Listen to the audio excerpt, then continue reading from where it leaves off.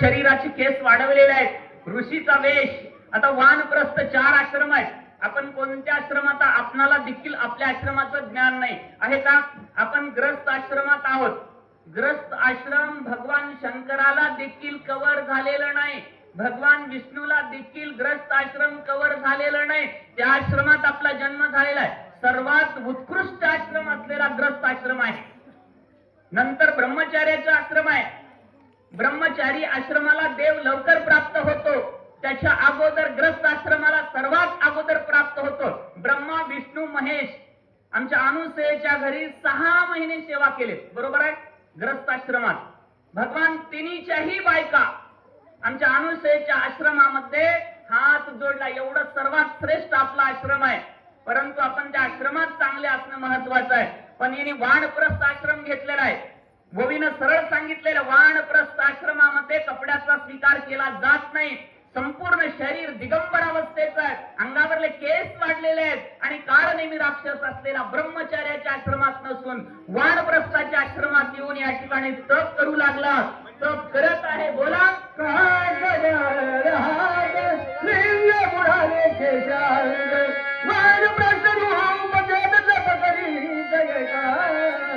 शरीराची केसाची वृद्धी झालेली आहे, काक बळ हातात वाढलेला आहे. स्वतःच इंद्रिय स्वतःच्या केसामध्ये या ठिकाणी लुप्त झालेला आहे. एवढा दीर्घ आयुष्य, जास्त आयुष्य झाल्यानंतर जास्त केस वाढतात असं ऋषीमुनीचं म्हणणं आहे. 60-60 हजार वर्षीय माझ्या भारत भूमीमध्ये तप करून देवाला आपलं करून घेतले. 60 हजार वर्ष तप केल्यावर लवकर देव पावतो का? 5 वर्ष तप केल्यावर. ध्रुवांना 5 वर्षात मिळाला, वाल्मिकाला 60 वर्षात मिळाला, प्रल्हादाला 5 वर्षात मिळाला. प्रल्हादाने 5व्या वर्षी देवाला खांबात आणलं. ध्रुव प्रल्हादाने वैकुंठातल्या परमात्म्याला 6व्या वर्षी पृथ्वी तलावर आणलं.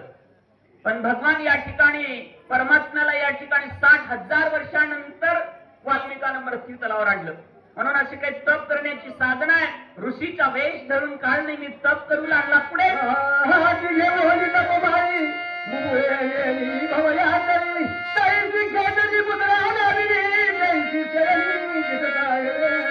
आता ओवी वेगळ्या बाजूने सांगतो. हे ओवी सगळ्यांना माळ घाला म्हणते बघा. काळनेमी माळ घातलेला राक्षस आहे. हाड खाईरा राम भजन. काळनेमी हा राक्षसाचा गण होता, राक्षस होता, रक्षगण होता, रावणाचा अनुयायी होता. पण माळ घातलेली आहे. माळ हाती घेऊन जपमाळी भुगले नेली भवयांतळी. हातामध्ये माळ घेतलेली आहे. कोणती माळ घेतला? नामाची. जे नामधारक आता तुम्ही आम्ही जे माळ घालतो ती माळ. पण माळ घालत असणारा माळ घालणाऱ्याची चूक नाही, घालून घेणाऱ्याची चूक नाही. सांगितले बिचारी माला क्या करे जपने वाला. माळ घालून घेणारा जर बेकार असेल तर काय करा? हातामध्ये जप माळ घेतलेली आहे. हनुमंतराय येऊ लागले. काय झालं पुढे?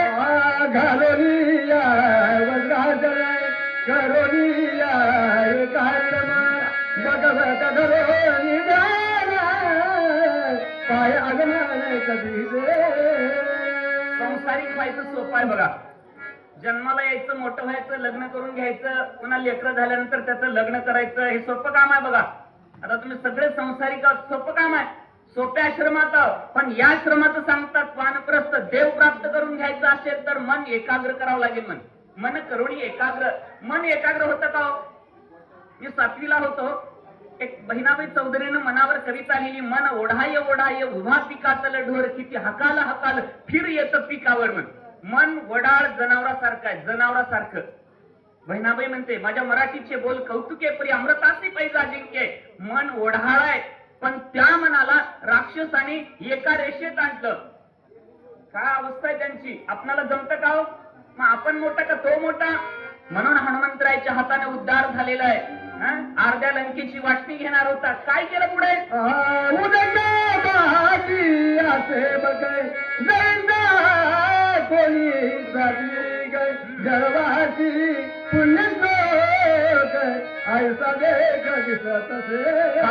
वर्णन शांतीप्रभू एकनाथ महाराज म्हणतात करतात. पाण्यामध्ये बगळा जसा उभा टाकाव. बगळ्याच उदाहरण काय घेतलं माहितीये का? आता सगळे घरोघर बगळे जन्माला आलेत बघा.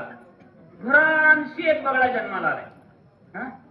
लाज वाटली पाहिजे या बगळ्यांना. लाज नाही वाटत त्या बगड्याचं जर नाव घेतलं तर पाप लागतंय.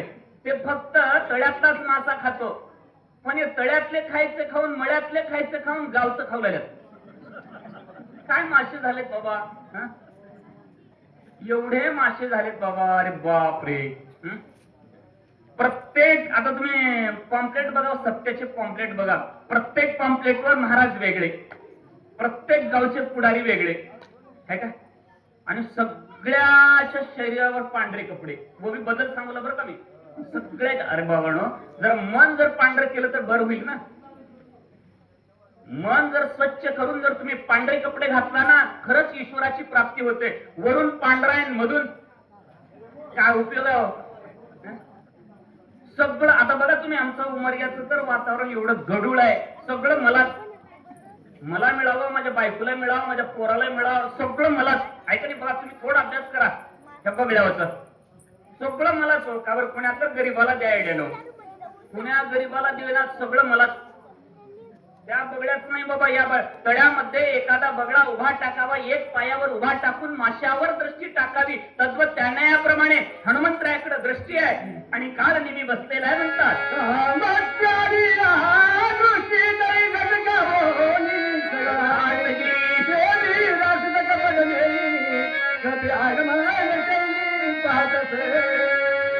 आता आपल्याला या मुलीनं आपल्याला सांगतो बघा, आता आपल्याला या मुलीनं मासे म्हटलं बघा, मासे हे बगडे ना, पण मासे. मत्स्य आली या दृष्टी तळी, गटकावणी सगळाच गळी, 500ला विकला आपण बी.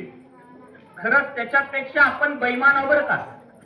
आपली किंमतच त्या बगड्यावनी ठरवलेत. आपली किंमत, आपण किती जर चांगल्या मायबापाचे जर असलो ना, आपली किंमत फक्त ते बगडे घरला आल्यावर 500 रुपयाची आहे. बघा तुम्ही आहे का नाही? जर शांत बसून ऐकूला म्हणून सांगूला मी, बरोबर आहे का?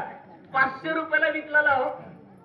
आपण जन्माला येण्यासाठी आईचं पुण्य लागतं, आपण जन्माला येण्यासाठी बापाचं पुण्य लागतं, आपण जन्माला येण्यासाठी वंशाचं पुण्य लागतं, आपण जन्माला येण्यासाठी स्वतःचं पुण्य लागतं. 4 पुण्य घेऊन याला आणि 500 रुपयाला विकला कोणी बघा तुम्ही. गुणवान, शीलवान, भाग्यवान आणि धैर्यवान होण्यासाठी 4 आई बाप स्वतःचं वंशाचं पुण्य लागतंय आणि 500 रुपयाला पुढाऱ्याला विकला. मत्स्य आली होविका मध्ये, मत्स्य आली या दृष्टी तळी, गटकावणी सगळाच गिळी. 500ला घर विकत घेऊया हे मासे, है का नाही? आणि मासे आणि त्यांनी बगडे घेतले विकत. तिथं बी तसं झालंय बाबा. जसं माशाला या ठिकाणी बगडा वाट बघत बसा, तसा हनुमंतरायाला बघू लागला पुढे.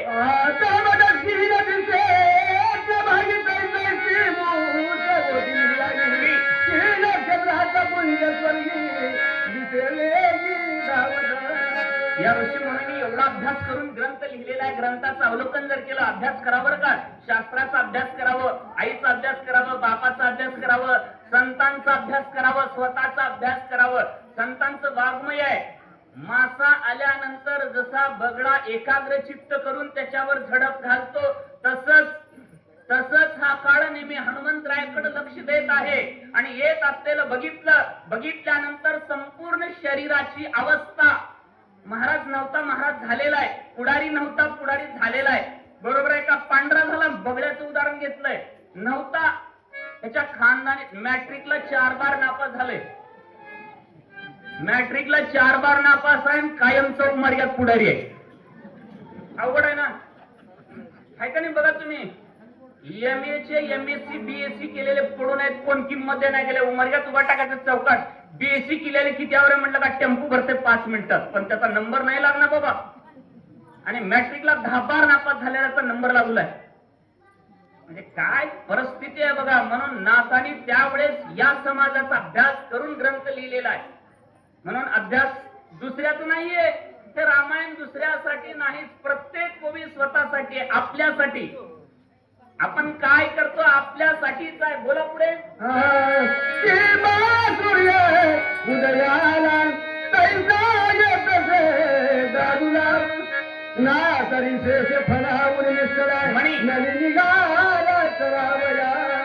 उदाहरण माहिती घ्यावं बरं का. ग्रंथात या माहिती घ्या. बाल सूर्य, सकाळी सूर्य निघाल्यानंतर त्या सूर्याचं वर्णन करा. कसं आहे बघा सूर्य. बघा, सकाळी उठल्यानंतर चष्मा लावायची गरज नाही, आपल्याला ऑपरेशन करायची गरज नाही. सकाळी उगवलेल्या सूर्याकडे बघितल्यानंतर आपलं ऑटोमॅटिक शरीरातली या ठिकाणी दृष्टी वाढली जाते, संपूर्ण डोळ्याला तजेता बाळ सूर्यासारखा तेजमय हनुमंतरायाचं स्वरूप येत असलेलं काळनेमीने बघितल्यानंतर काय झालं?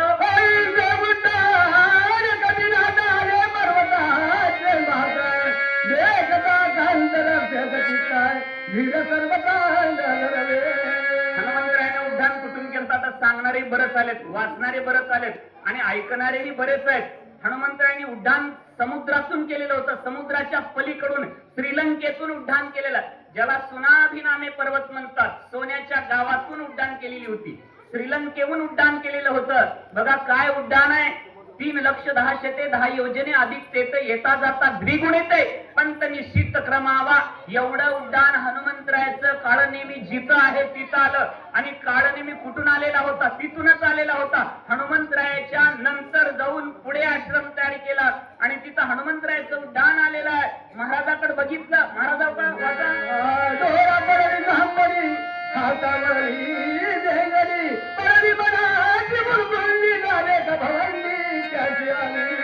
हनुमंतरायाला बघितलं, काम करण्यासाठी आलाय, काम करावं का? हनुमंतरायाला बघितल्यानंतर हात वाकडे झाले. हात कुणाचे वाकडे होतात? लोकाला कपट केल्यानंतर होतात बघा. आता हात पाय वाकडं होणं म्हणजे काय, कोणता आजार असलो? इंग्लिश मध्ये त्याला पॅरालिसिस म्हणतात, मराठीत त्याला लकवा म्हणतात. बरोबर आहे का? बघा लोक असं वाटोळ केल्यावर लकवा मारते बघा. आहे का उदाहरण आहे का नाही? बघा तुम्ही, पॅरालिसिस हाता पडली वेगडी, मनाला देखील मनाची पडली मुरकुंडी म्हण, डोळ्या पडली झापडी, डोळे झाकल्यासारखं झाले, हात वेडेवाकडे झाले, मन देखील. मन आहे का? आता तुम्हाला मन आहे का? त्याचा शोध लावला का?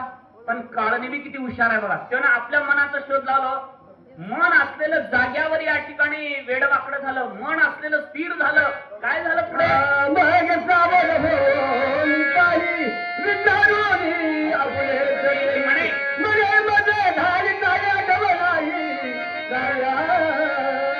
कंप्लेट काळनेमी मनाचा अभ्यास केला. आपणही मनाचा अभ्यास करावं. आपलं मन आपल्या ताब्यात आहे का याचा अभ्यास करावा. होत नाही बरं का, त्याला योग अभ्यास लागतो. हा योग अधिकारी आहे, हनुमंतरायाच्या समोर गेलेला आहे. तुमचं आमच्या सारख्याचं काम नाही बाबा. हनुमंतराय म्हणजे रुद्राचा अवतार आहे, महादेवाचं या ठिकाणी मूर्तिमंत रूप आहे आणि श्रीरामाचं दास्यत्व केलेलं आहे. मन असलेलं या ठिकाणी पुन्हा जाग्यावर आणलेलं आहे. म्हणू लागलं मला काय झाला असेल, सावध झालेला. मन जाग्यावर आलं, सावध झाला. काय करतो?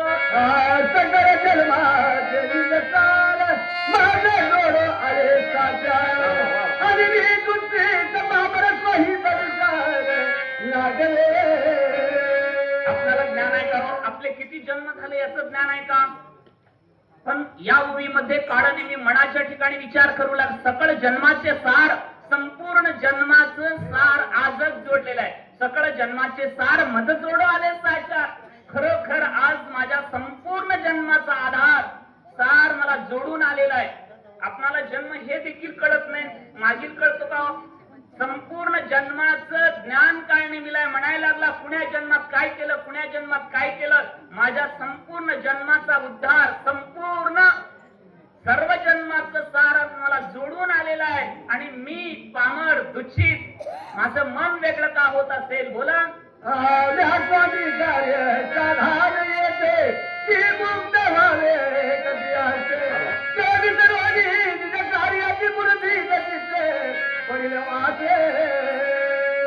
आपण तरी माणसं आहोत, हा राक्षस होता. रोज मांसाचं भक्षण करणारा विचार करायला लागला. मी तरी स्वामीचं कार्य करण्यासाठी आलं. माझ्या मालकाने काम सांगितलेलं आहे, काम करण्यासाठी आलेलं आहे. नाही काम जमलं तर हनुमंतरायाच्या हातानं मोक्ष घेण्यासाठी आलेला आहे. याला राक्षस म्हणावं का? बोलू नका प्लीज. बघा, राक्षस कुणाला म्हणावं? ज्याला स्वतःच कळत नाही, दुसऱ्याचंही कळत नाही, त्याला राक्षस म्हणावं. हे राक्षस आहे आणि या राक्षसाला स्वतःचही कळायला लागलं आणि दुसऱ्याचंही कळायला लागलं. एक तरी रावणाचं काम करायचं आहे आणि सोन्याची लंका आरती घ्यायचं आहे. नाही जमलं तर संपूर्ण जन्म मी घेतलेल्या त्या जन्माचं हित करून घ्यायचं. आपल्या हितात जो असे जागता. अभंग म्हणताना महाराजा एवढे महाराज झाले बाबा, अरे बापरे. जो आपलं हित करतो त्याच्याकडे लक्ष असावं म्हणतात. मग खरंच मी एवढ्या जन्मामध्ये एवढं पाप केलेलं आहे, पण ते सर्व आज मला जोडून आलेलं आहे. मी काय करू? स्वर्ग वैसरासनी द्रोणाची देखील दुरोणी बलघावोनी हात वेडे वाकडे झालेले सरळ केला, मन इकडं तिकडं पळायचं पुन्हा स्थिर केला, डोळे झापलेले पुन्हा उघडे केलेले आहेत आणि म्हणायला लागला, मी काय, माझ्याकडे काय झालेलं असेल. स्वस्थ बैसला आसने जाग्यावर बसलेला आपल्या आसनावर स्थिर झाला आणि मग देखील हनुमंतरायांनी पाहिलं महाराज आहे. आता समोरच्याला काय हो, समोरच्याला काय पुढारे पांढरे कपडे घातलाय, घरला आलाय, चाकर पाजवावंच लागेल, विलाज नाही, तुम्हाला टाकतो म्हणावंच लागेल. आलाय घरला, कधी नाही ते आलाय 5 वर्षाला, म्हणावं तर लागेल. हनुमंतराय यायला लागलाय. आता हनुमंतरायाने बघितलं महाराज आहे. आता महाराजाकडे दृष्टी गेली, काय झालं पुढे.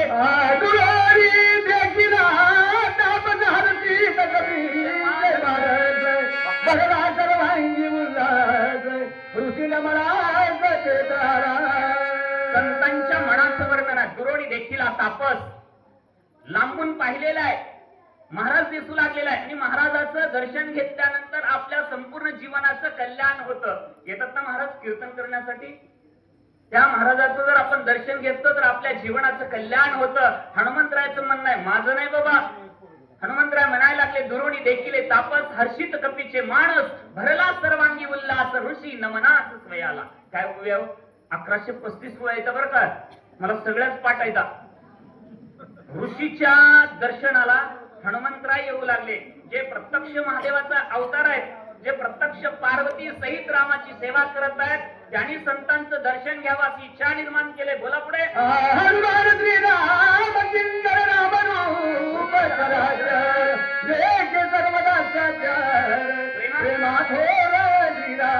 हनुमंतराय श्री रामाचे या ठिकाणी निस्सिम भक्त आहेत. निस्सिम निस्सिम निस्सिम काय रामाचा भक्त हनुमंतराय.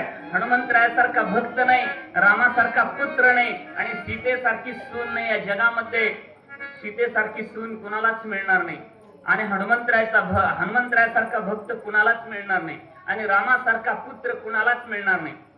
कंसलीला राजा दशरथाला मिळाला म्हणून आज तागायत सगळ्या जोड्या लागल्या बाबा. आता या मृत्यू लोकामध्ये पहिल्या युगापासून ते आतापर्यंत हे 28वां कलियुग आहे. सगळ्याच्या जोड्या लागल्या, सगळ्याच्या जोड्या लागल्या. राम सीतेसारखी जोडी कुणाची लागली का सांगा मला. लागले आणि भविष्यात देखील लागणार नाही. अजून कितीही जरी युग लाग गेले तरी राम सीतेसारखी जोडी लागणार नाही बाबा. कधीही आमच्या रामाचं एकही शब्दानं वाईट विचार न करणारी सीता आहे. कधीच राम सीतेची जोडी सर्वोत्तम जोडी आहे आणि त्याच जोडीची सेवा करणार हनुमंतराय आणि त्याच्या मनामध्ये उल्हास आहे. आपण साधूचं दर्शन घ्यावं, संतांचं दर्शन घ्यावं. संतांच्या दर्शनामध्ये आपल्या संपूर्ण जीवनाचं कल्याण आहे. बोला.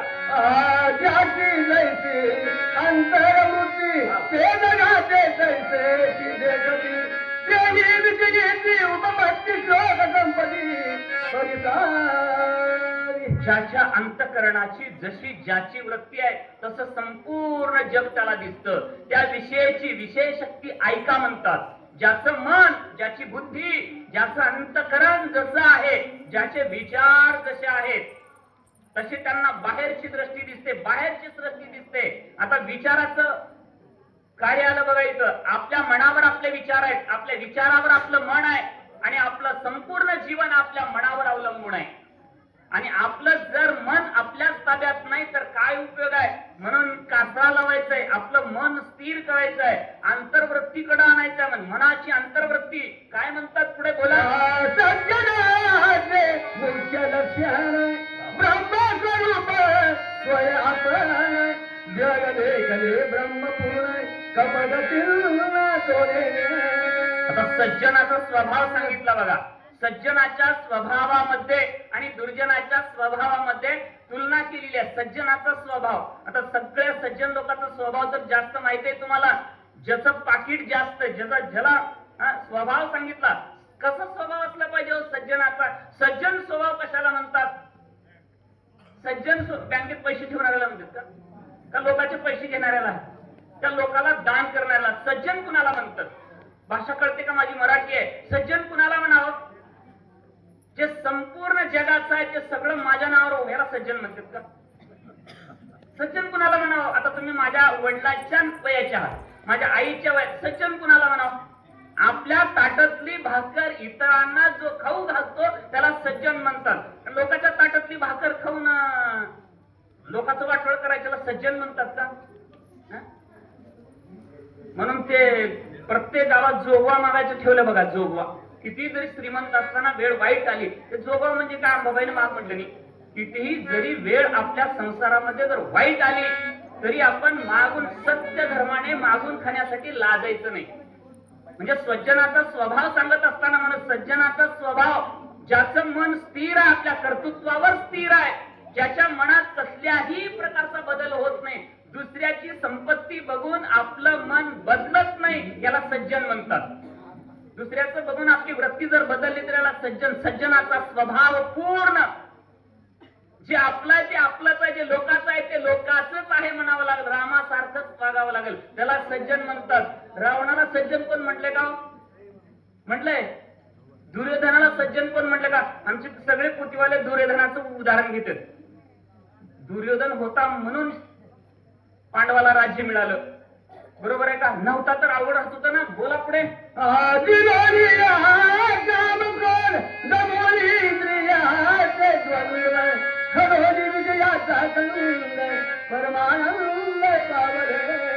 जे परमानंद अवस्थेला प्राप्त झालेल्या त्या लोकांचं बोलणं आहे, आपलं नाही बाबा. ज्यांनी कामाला जिंकलं, ज्यांनी क्रोधाला जिंकलं, काम जिंकामणे म्हणतात. मागे बोलणारे बोलू नका. आपण संसारात आलो आणि आल्यानंतर आपण काम नावाच्या विषयाला ज्यांनी जिंकलं त्याला सज्जन म्हटलं बघा. 3 पॉइंट सांगितले म्हणताचे. ज्याला सज्जन म्हणावं त्याचे 3 उदाहरण आहेत बघा. ज्यांनी काम जिंकला, ज्यांनी क्रोध जिंकला, ज्यांनी लोभ जिंकला. सर्वात मोठे विकारी शस्त्र आपल्याकडे आहेत. लाकडानीच शस्त्रानीच मारल्यावर मार लागतो असं नाही बाबा. काम ज्याच्याकडे आहे त्याच्यासारखा राक्षस कुणी नाही. क्रोध ज्याच्याकडे आहे त्याच्यासारखा राक्षस कुणी नाही. लोभ ज्याच्याकडे आहे त्याच्यासारखा मातका कुणीच नाही. ठेवायचं असेल तर ही 3 ठेवा घरात, नक्की देव मिळतो. 3 ठेवायचं बघा. आपल्या मजल्यात 3 ठेवायचं. पण सज्जन कुणाला म्हणलं? शांती ब्रह्म एकनाथ महाराजांच्या या ठिकाणी अध्यायामध्ये सांगितलं, ज्यांनी कामावर विजय मिळवला, ज्याच्या मनामध्ये कसल्याच प्रकारचा काम नाही, विषय काम नाही, ज्याच्या मनामध्ये कसल्याच प्रकारचा लोभ नाही, ज्याच्या अंतःकरणामध्ये कसल्याच प्रकारचा राग नाही. प्रभूची लेकरे सारी तयांना सर्व ही प्यारी. ज्याचं असं अंतःकरण आहे त्याला सज्जन म्हटलेलं आहे. बोला.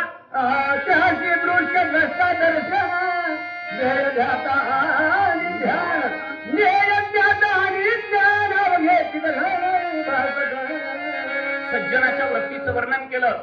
ध्येय, ध्याता, ध्यान. त्रिपुट्या 3 सांगितलं. 3 त्रिक 9 शब्द सांगितले बा. ध्येय, ध्याता, ध्यान, ज्ञेय, ज्ञाता, ज्ञान.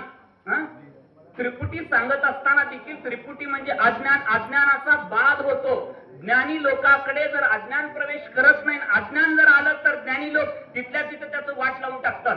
म्हणून सज्जनाचा स्वभाव सांगत असताना त्याची संपूर्ण बघण्याची जी दृष्टी आहे, सज्जनाच्या बघण्याच्या दृष्टीचं वर्णन केलं बाबा. त्याची दृष्टी समान आहे.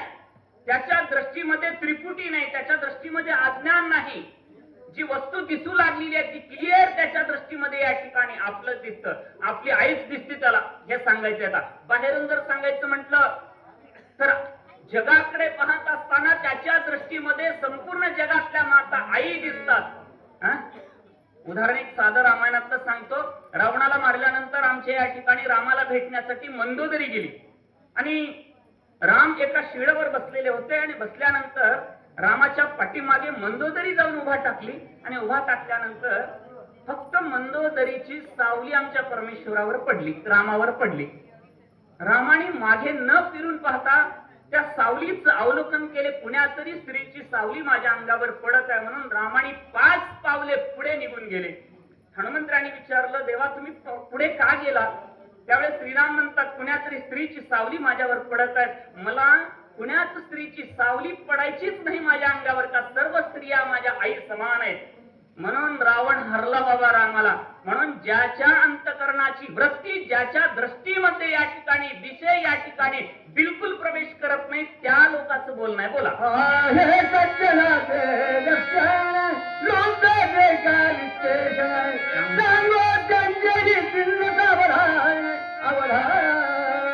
सज्जनाचं हे झालं. आता जे आपलं म्हणणारे, जे वित्तेशन, जे सर्व माझं आहे, जे लोकांचं आहे ते सर्व माझं आहे म्हणणाऱ्या लोकांचं बोलावं जरा.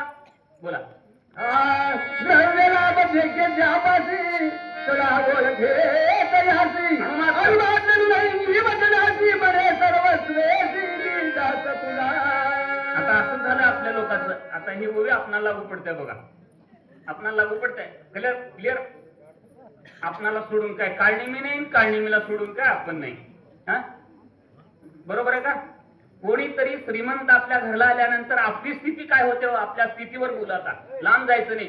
कोणीतरी श्रीमंत आपल्या घरला आला तर त्याचा आदर सत्कार करतो आपण. गरीबाचं करता का? गरीबाचा साधं तुम्ही लग्न करा तुमच्या मुलाचं, व्हीआयपी लोकांना कसं जीव घालताव आणि गरीब लोकांना कसं जीव घालताव. अभ्यास करा, लांब जायचं नाही. रामायण कळते आपल्याला. रामायण कळतंय. 100 वर्षाचं आयुष्य आहे, 30 वर्ष लहान वयात गेले, 50-60 वर्ष बायकोचा ऐकण्यात गेले आणि बाकीचे म्हातारपणात गेले. रामायण कळतंय.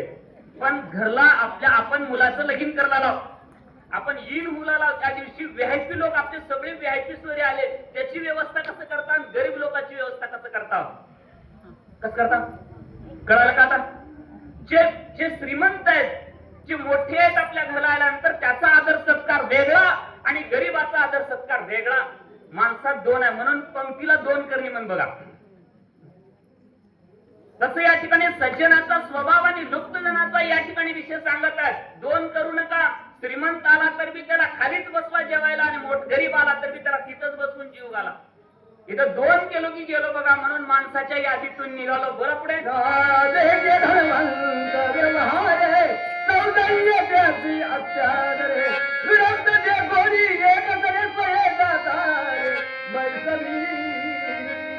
आता श्रीमंत माणूस घरला आल्यानंतर या बसा सतरंजी आहे का नाही. आता तुम्ही नेलता मला चहा प्यायला. महाराज गरीबातल्या गरीब विरक्त महाराज माणसाला न्यावं बघा. महाराज ज्यानं पांढरे कपडे घालून लोकांचं बरबडायचं आहे त्याला तर घरला नेऊच नाही. नेऊच नाही हो. का नेऊन का फायदा आहे. आणि खरं याच लोकांचा उताडा जास्त झालाय. जेवढं तुम्हाला अन्नदान करायचं आहे, जेवढं तुम्हाला सत्य वागायचं आहे, तेवढं गरीबाची सेवा करा, गरीबाला जीव घाला. ज्याला खरंच भुकेची गरज आहे त्याला जीव घाला, ज्याला खरंच कपड्याची गरज आहे त्याला कपडा द्या. आमच्याकडे तर लोक त्या अंबाबाईची पूजा करण्याच्या अगोदर ते झाड आहे, त्या झाडाला कपडे गुंडाळले, साड्या गुंडाळल्या. ज्याला खरंच कपडे नाही त्याला कपडा दान करा, तुम्हाला तुळजापूरच्याही घरात मिळते.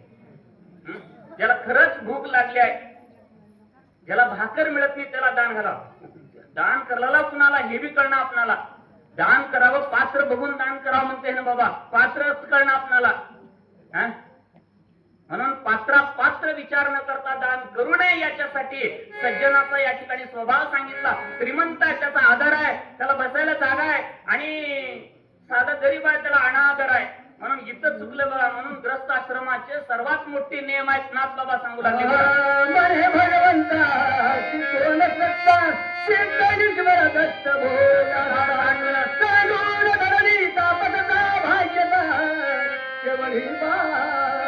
क्लिअर सांगतो बघा. ऐका क्लिअर सांगतो ओवी.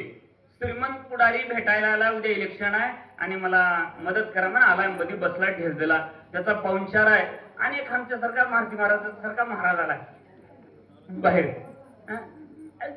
महाराज आलाय म्हणे का फिरला रे बोंबलं तर घर दार सोडून काहीतरी काम करा, धंदे करा. महाराज लोकांना विरक्त दे. कोणी एक सरे जे महाराज आहेत, संत आहेत, त्याच्याकडे कोणी लक्ष देणार. म्हणाले घरदार सोडले, बायका लेकर सोडले, रासोड पोत्या सांगल्यात मला आणि मध्ये पुढारी बसून जीवला आहे का. ते मधला जेवणारा का करलाय तुमच्या पलंगावर बसून माहितीये का तुमचं सर्व घ्यायला आलाय आणि हे तुम्हाला आशीर्वाद द्यायला आला तर कळणार. म्हणजे सध्याची स्थिती या कलियुगामध्ये लोकांच्या जीवनाची कशी स्थिती आहे त्यावेळेस नाथांना कळाली की बाबा लोक कुणाची पूजा करेल है का नाही. आता बऱ्याच लोकांनी सांगितले आईबाप सांभाळणार, आईबापाला सांभाळणार. मास्तर लोक तर एवढे, आता मास्तर नाही तरी किती मास्तर लोक तर खरंच आहे. मास्तर लोक आईबापाला खरंच त्यांचं ज्ञान काय घ्यावं. सगळ्या मास्तराला मला बोलायचं नाही बरं काय. हे निघाले म्हणून बोलला मी. जेवढे नोकरदार आहेत तेवढे मायबापाला सांभाळणार. शेतकरीच माझा मायबापाला सांभाळू जाणं. घर बघण्यात ही नोकरदार लोक आपलं आपलं बघलेलं आहेत. म्हणून नोकरदार लोकांना सांगणार, तुम्हाला जर देव प्राप्त करून घ्यायचा असेल, पैशावर विजय मिळवायचा असेल, सत्य जर जीवनात या ठिकाणी प्राप्त करून घ्यायचं असेल तर तुमचं घर बघा अगोदर. लेकराला काय शिकवता तुम्ही शिका पहिलं. बोला पुढे.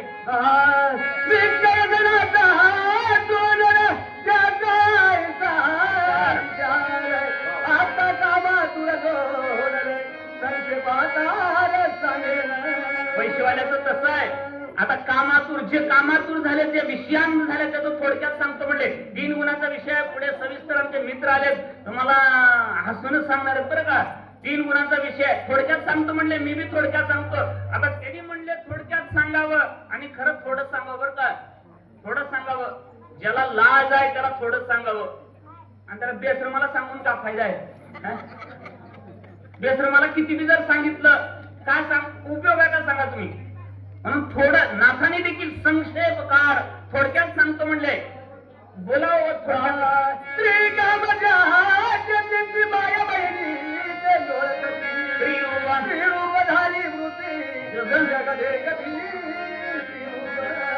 आता पुन्हा मृत्यूवर आणलं बघा. ज्याच्या डोळ्याला स्त्री दिसते. आता कोणती स्त्री हो. स्त्रीमध्ये या ठिकाणी कितीतरी या ठिकाणी प्रकार आहेत. ती स्त्री आपली आई आहे, बरोबर आहे का. ती स्त्री आपली बहीण आहे, ते स्त्री आपली माता भगिनी आहे. पण स्त्रीकडे बघत असताना बघण्याचा दृष्टिकोन नाथाने पुढे ठेवला.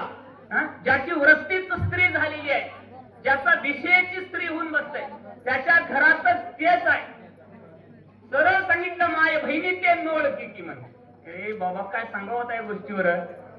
मोप ज्ञानी आहेत, मोप श्रीमंत आहेत, मोप पैसा जवळ आहे, मोप अक्कल आहे, पण आई कळणं म्हणतात उभी स्त्री रूप. ज्याची वृत्ती स्त्री झाली आहे, ज्याला आई कळणं, ज्याला बहीण कळणं, बाकीचं गाव कळेल का हो.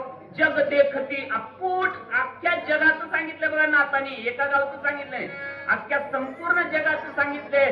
ज्या जीवाला आई कळत नाही, ज्या जीवाला बहीण कळत नाही, त्या जीवाचं वर्णन आहे. आता बहिणीकडे पाहत असताना, आता तुम्ही सगळे बसला तिथं, आपल्या दृष्टीचा विषय आपल्या बहिणीकडे पाहत असताना कोणती दृष्टी वापरावी. आपल्या आईकडे बघत असताना कोणती दृष्टी वापरावी. दृष्टीचं ज्ञान होणं अत्यंत महत्वाचं आहे. ज्याला दृष्टीचं ज्ञान नाही, ज्याला बघण्याचं ज्ञान नाही, त्याला शांतीब्रह्म एकनाथ महाराज म्हणतात ते नरकाचा पाहुणा आहे. यमाचाच पाहुणा ठेव.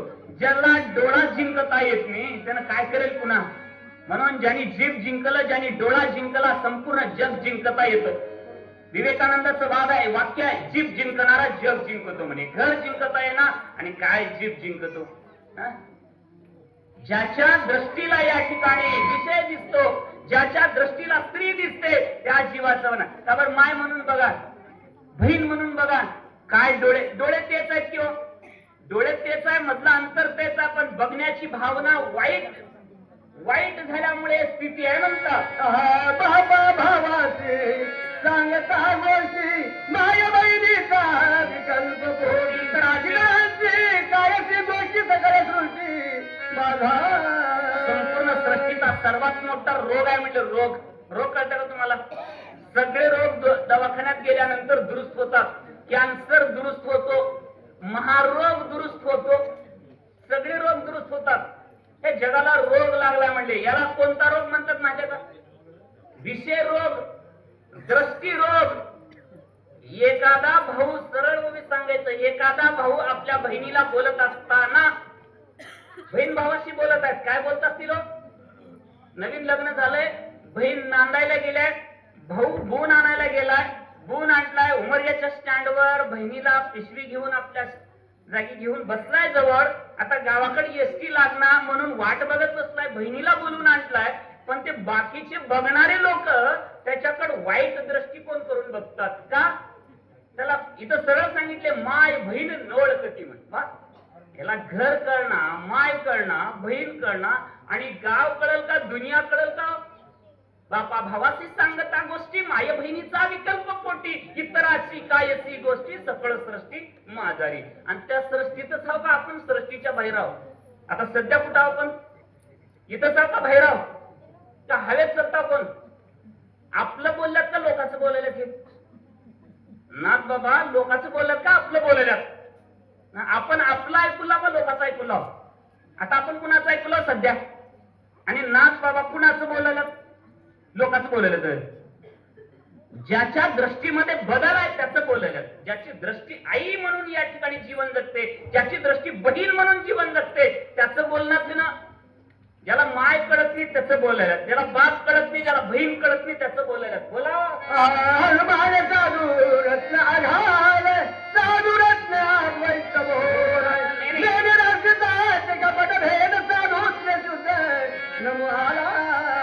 आता परत मूवी आली बघा. आता कथा संपली. हनुमंतरायाची दृष्टी रामच पाहणारी होती. हनुमंतरायाची दृष्टी संपूर्ण जग राम पाहणारी होती. हनुमंतरायाच्या दृष्टीमध्ये बदल नव्हता. साधू आहे, साधूचं दर्शन घ्यावं या उद्देशाने हनुमंतराय पुढे आले म्हणतात.